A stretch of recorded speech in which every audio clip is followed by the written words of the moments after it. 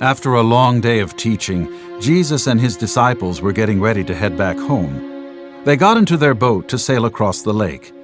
But as soon as they pushed off from shore, a whispering wind grew into a blustering storm. Without warning, huge waves swelled up like moving mountains, pushing the boat up and down. The disciples were terrified and thought the boat was about to sink.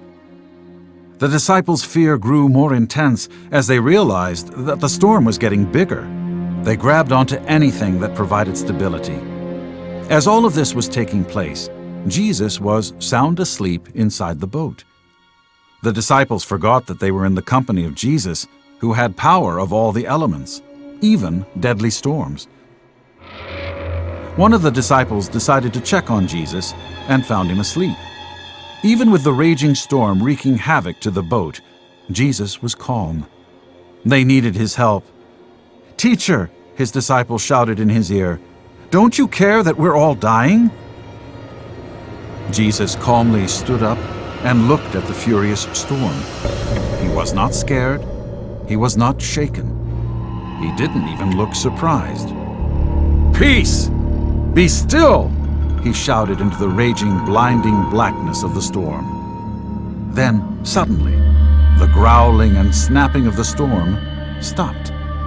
With scarcely another drip, the rain was gone. The clouds scurried away. The sea settled into a peaceful pane of glass, and the fear of dying was gone.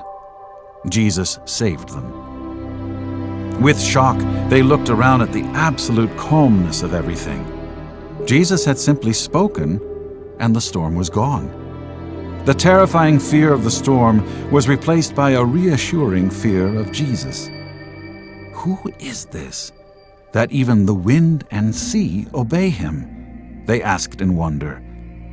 Yet again, Jesus proved to them that he was the Son of God, and their faith grew stronger.